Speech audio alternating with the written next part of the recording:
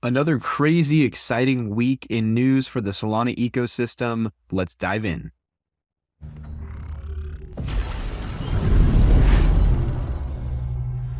First, we want to thank solananews.org for creating the Week in Solana newsletter. This is where we get all of our information from.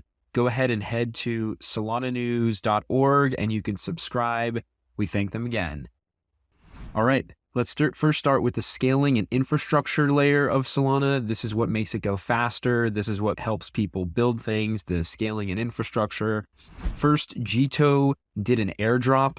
Jito is a protocol that allows anyone to easily stake their Solana, earn additional MEV rewards, and also have that liquid in case they want to deposit it into other protocols, borrow, etc. So Jito is now going to be community owned with an airdrop. So go ahead and take a look at that. Next, we saw Solana Nerd covers compressed NFTs.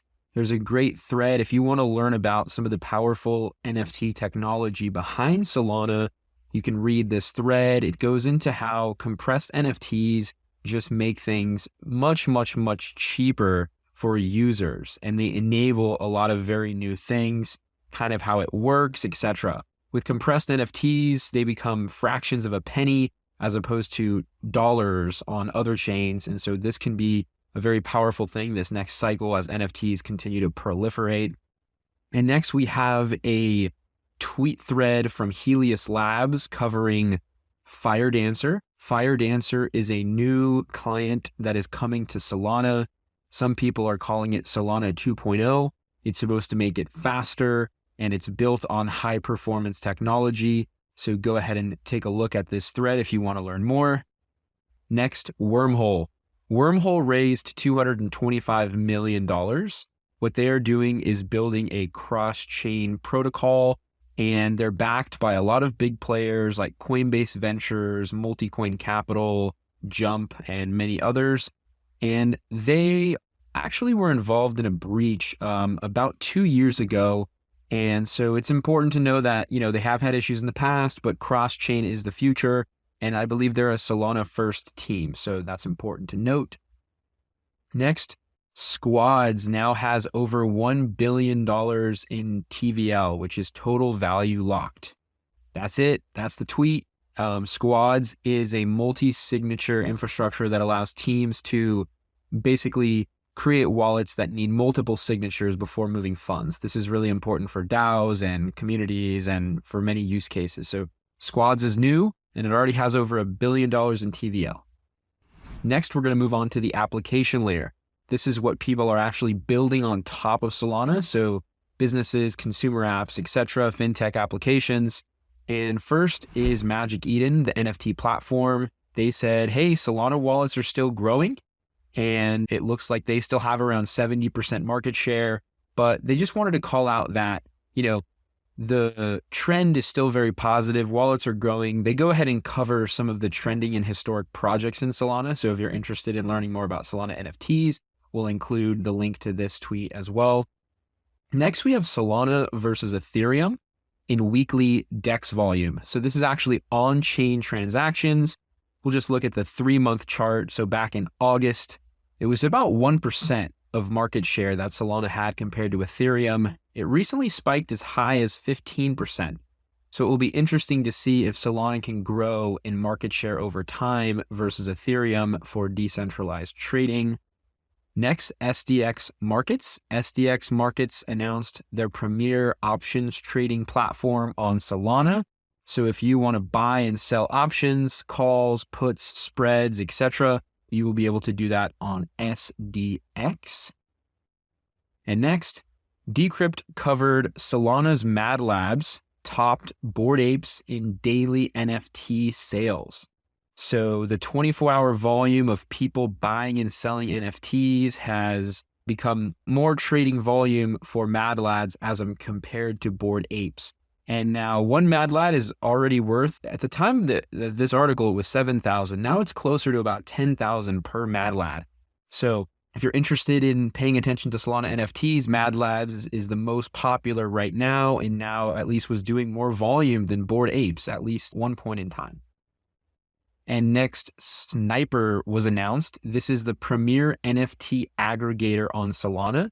So it'll give you access to the deepest liquidity for trades. So if you want to, quote, trade smarter and earn rewards, you can go on Sniper. So instead of having to go to an exchange like Magic Eden, Sniper will allow you to purchase NFTs from multiple exchanges, all from their single website. Finally, some community news just to wrap things up. We had Reddit. They covered Meet the Artists in Residence at Art Basel in Miami. So Art Basel is a big arts festival that happens in Miami Beach each year. And it looks like there's a few different artists who are from the Solana community doing some of their art on Solana. So take a peek at this. We'll include that in the description, of course. Next, Pedro and Banana from the Solana Foundation did an AMA, an Ask Me Anything on Reddit. So go ahead and head over there. You can learn more about creator tooling, the ecosystems and possibilities on Solana. And next, the Degen Ape Academy. They created some pretty cool physical 3D printed collectibles that even have a butt plug for your ledger. So pretty funny to see that here, but the Degen Ape Academy is another popular NFT collection on Solana. And next, we have Jay, who said, okay, the Mad Labs are definitely shaping up to be the Bored Ape Yacht Club of Solana. He's kind of making a joke about the branding, where Mad Lads are now saying fuck it as part of their branding. It's kind of more of like an adventure sports type of brand feel. But we saw Bored Ape Yacht Club go crazy last cycle, and some people are predicting Mad Lads this cycle. And next, Jacob from the Solana Foundation, head of developer relations. He just covers how developer interest on Solana is increasing. So you can see that on SolDev, they're up by about 50% compared to 2 months ago. On the Stack Exchange, which is a forum, there had about 100% increase in weekly unique users, and the docs are getting more and more visitors as well. So go ahead and check this stuff out if you want to see the growth that the Solana developer ecosystem is seeing, which obviously usually has positive influence on the price and ecosystem later.